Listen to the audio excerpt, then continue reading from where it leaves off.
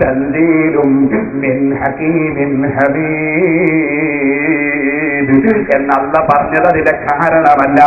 ഖുർആൻ അല്ല ഇറക്കിയ ഗ്രന്ഥമാണ് എന്നാണ് പറഞ്ഞതിനർത്ഥം. അല്ലാതെ ബാത്തിൽ കടക്കാത്തതിന്റെ കാരണം അല്ല ഇറക്കിയത് കൊണ്ടാണെന്നല്ല. അങ്ങനെയാണെങ്കിൽ തൗറാത്ത് ഇറക്കിയതും അല്ലയാണ്, ഇഞ്ചീൽ ഇറക്കിയതും അല്ലയാണ്, സബൂർ ഇറക്കിയതും അല്ലയാണ്. ഇമാമിങ്ങൾ മുഖേനയാണ് ഖുർആനിന്റെ സംരക്ഷണം. അതിലൊന്നാമത്തെ ഇമാമാണ് സയ്യിദുന അബൂബക്കർ സിദ്ദീഖ്. ആ അബൂബക്കർ സിദ്ദീഖ് റളിയല്ലാഹു അൻഹുവിന്റെ ഭരണകാലത്ത് തന്നെ ഖുർആൻ 30 ജുസും പൂർണ്ണമായി എഴുതിയിട്ട് ക്രോഡീകരിച്ചു വെച്ചു. അത് വലിയ ഒരു സംഭവമാണ്. പക്ഷേ നിങ്ങൾക്കറിയോ, പുത്തൻവാദികൾ പറഞ്ഞു അബൂബക്കർ പിഴച്ചുപോയി. ഒന്നാമത്തെ ഇമാമ് തന്നെ പിഴച്ചുപോയി. ഏത് പുത്തൻവാദിയാ പറഞ്ഞത്? അള്ളാഹ്ക്ക് കയ്യും കാലും ഉണ്ടെന്ന് പറയുന്ന പുത്തൻവാദി. മാസം കണ്ടാലെടുത്തൂടാ, കണക്ക് കൂട്ടണമെന്ന് പറയുന്ന പുത്തൻവാദി. പടച്ചവൻ കസേരയിൽ ഇരിക്കുന്നു എന്ന് പറഞ്ഞ പുത്തൻവാദി. ഒരു ബുദ്ധിയുള്ള മനുഷ്യനും അംഗീകരിക്കാൻ കഴിയാത്ത വാദമുന്നയിക്കുന്ന പുത്തൻവാദി. ആദ്യമാവുമ്പോ അള്ള ഇറങ്ങും. ഇവിടെയും പ്രസംഗിച്ചാണ് നമ്മുടെ സെൽഫി. നിങ്ങളൊന്ന് ആലോചിച്ച് നോക്കൂ. അല്ലാഹു സുബ്ഹാനഹു വ തആല എല്ലാ രാത്രിയിലും അതാ നമ്മോട് അടുത്ത ആകാശത്തിലേക്ക് ഇറങ്ങി വരുന്നു. അല്ലാഹു സുബ്ഹാനഹു വ തആല എല്ലാ രാത്രിയിലും അതാ നമ്മോട് അടുത്ത ആകാശത്തിലേക്ക് ഇറങ്ങി വരുന്നു. രാത്രി മുമ്പ് ഇറങ്ങും. അപ്പൊ ഇസ്ലാമിനെ തകർക്കാനുള്ള ഓരോരോ ആശയം പറയാ യഹൂദികൾക്ക് വേണ്ടിയാണ്. കാരണം രാത്രി അല്ലാഹു ഇറങ്ങും എന്ന് പറയുമ്പോ ശാസ്ത്രം പഠിക്കുന്ന കുട്ടികളുണ്ടാവും സദസ്സിൽ ഒരുപാട്. അവരെ മനസ്സിലൊക്കെ ഇസ്ലാമിനെ പറ്റി സംശയമായി, അള്ളാഹിനെ പറ്റി സംശയമായി. കാരണം അപ്പൊ അത് അമേരിക്കയിൽ രാത്രിയാകുമ്പോഴാണോ ഇന്ത്യയിൽ രാത്രിയാകുമ്പോഴാണോ സംശയം. അപ്പോ വിവരമുള്ള ബുദ്ധിയുള്ള കുട്ടികൾ സംശയമായി. അപ്പൊ അതിന് മറുപടി പറഞ്ഞു ഇന്ത്യയിൽ രാത്രിയാകുമ്പോൾ. അപ്പൊ അമേരിക്കക്കാർക്ക് അന്നില്ലേ? അമേരിക്കക്കാരല്ലയോ?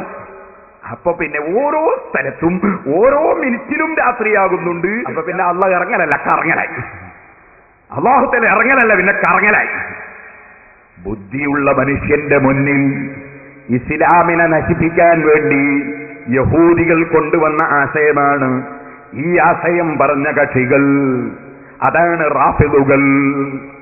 ആ റാഫിദുകളുടെ അതേ ആശയം തന്നെ നാദാപുരത്ത് വന്നിട്ട് ഛർദിച്ചില്ലേ? ഓ മുസ്ലിമീങ്ങളെ, ബുദ്ധിയുള്ള മനുഷ്യന് ഇസ്ലാമിനെയും അള്ളാഹുവിനെയും ചോദ്യം ചെയ്യാൻ വേണ്ടി മൗലവി ഇവിടെ വന്ന് പ്രസംഗിച്ചില്ലേ? മൗലവിമാർ അൽമനാറിൽ കുറിച്ചില്ലേ?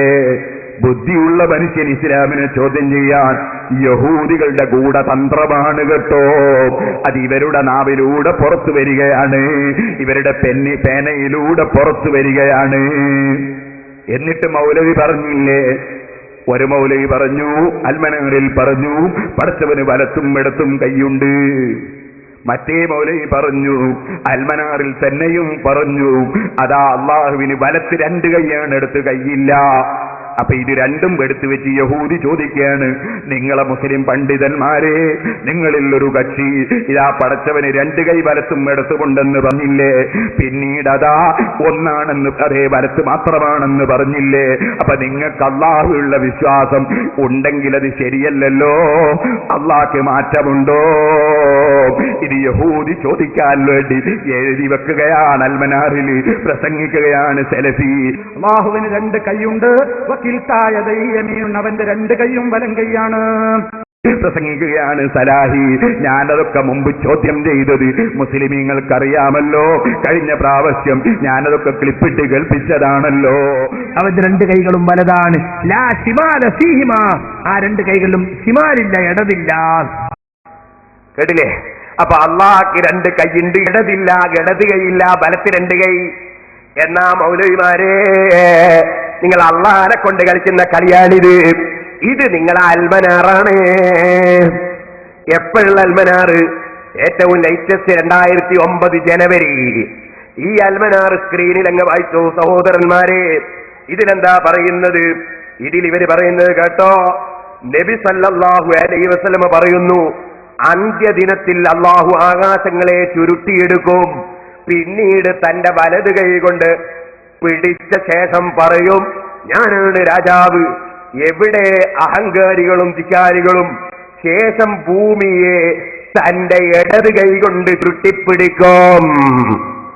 അപ്പൊ ഇവര് അൽമനാറിൽ പറയുന്ന അള്ളാഹ്ക്ക് ഇടത് കൈയുണ്ട്, അതിൽ ഭൂമി ചുരുട്ടിപ്പിടിക്കും. സക്കരിയാ സലായി പറയുന്ന അള്ളാഹ്ക്ക് ഇടത് കൈയില്ല. ഞങ്ങൾ അൽമനാറ് വിശ്വസിക്കണോ സക്കരിയാനെ വിശ്വസിക്കണോ, അല്ലെങ്കിൽ രണ്ടും വലിച്ചെറിയണോ? പറയൂ മൗലവിമാരെ, നിങ്ങൾ അള്ളാഹിനെ പറ്റിയാണ് കളിച്ചതാ? ഓ മുസ്ലിമീങ്ങളെ, യഹൂദികളെ കൂടെ തന്ത്രമാണ് കേട്ടോ. മൗലൈമാര് മുഖേന ഇസ്ലാം തകർക്കാനാണ്. ഒരു ബുദ്ധിയുള്ളവന്റെ മുന്നിലും നിലനിൽപ്പില്ലാത്തൊരു പ്രസ്ഥാനമായി ഈ ഇസ്ലാമിനെ കൊണ്ടുവരാനുള്ള പദ്ധതിയാണ്. ഇത് തിരിച്ചറിയാനുള്ള ബുദ്ധി മുസ്ലിം പണ്ഡിതന്മാർക്കല്ല തന്നിട്ടുണ്ട് കേട്ടോ. ഇനിയും ഞാൻ പറയട്ടെ, ഇതുകൊണ്ട് കഴിഞ്ഞോ മുസ്ലിമീങ്ങളെ? റാഫിദുകൾ എന്ന് പറയുന്ന ഈ കക്ഷികൾ വളരെ പിഴച്ച കക്ഷികളാണ്. അവർക്ക് ഏറ്റവും വിരോധം ഇമാമിങ്ങളോടാണ്. ഒന്നാമത്തെ ഇമാമാണ് സയ്യിദുനാ അബൂബക്കർ സിദ്ദീഖ് റളിയല്ലാഹു അൻഹു. ആ സിദ്ദീഖ് റളിയല്ലാഹു അൻഹു ഖുർആൻ മുഴുവനും 2 ചട്ടയുടെ ഉള്ളിൽ എഴുതി വെച്ചപ്പോ റാഫിദുകൾ പറഞ്ഞു അബൂബക്കർ പിഴച്ചുപോയി, അതിനനുകൂലിച്ച ഉമറും പിഴച്ചുപോയി, സയ്യിദ് ഇബ്നു സാബിത്തും പിഴച്ചുപോയി, സഹാബത്ത് പിഴച്ചുപോയി. അവരെ വാദമാണ്. എന്താ കാരണം? കാരണം സലഫി പറയുന്ന അതേ കാരണം തന്നെ. നമ്മുടെ ജീവിതത്തിൽ ദീനായിട്ട് നമ്മൾ ചെയ്യേണ്ടുന്ന ഏതെല്ലാം ചെറുതും വലുതുമായ കാര്യങ്ങളുണ്ടോ അതൊക്കെ സ്ഥിരപ്പെടണമെങ്കിൽ എന്താണ് വേണ്ടത്?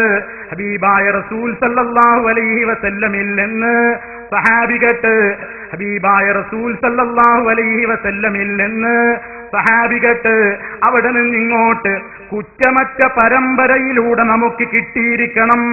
ആ നിലക്ക് കൃത്യമായി അംഗീകരിക്കപ്പെടുന്നവ മാത്രമാണ് ദീനായിട്ട് അംഗീകരിക്കപ്പെടുന്നത്. എന്നാ മുസ്ലിമീങ്ങളെ, നിങ്ങൾ ശരിക്കും മനസ്സിലാക്കി വെച്ചോ, ഇത് പടച്ചറബിന്റെ ദീന് നശിപ്പിക്കാനുള്ള മൗലവിയുടെ കുതന്ത്രമാണ് കേട്ടോ. ആ കുതന്ത്രത്തിൽ മുസ്ലിമീങ്ങൾ പെട്ടുപോകണ്ട. മൗലവി അത് തന്നെ അതാ ഈ പുസ്തകത്തിൽ പറയുന്നുണ്ട് കേട്ടോളെ. മുസ്ലിമീങ്ങളുടെ ഈമാൻ കവർന്നെടുക്കാനും സമയം നഷ്ടപ്പെടുത്താനും തനിക്ക് കീശ നടക്കാനും ചിലർ പ്രചരിപ്പിച്ചുകൊണ്ടിരിക്കുന്ന കള്ള സലാത്തുകളെ എതിർക്കേണ്ടത് ഓരോ മുസ്ലിമിന്റെയും ബാധ്യതയല്ലേ എന്ന് ആലോചിക്കുക.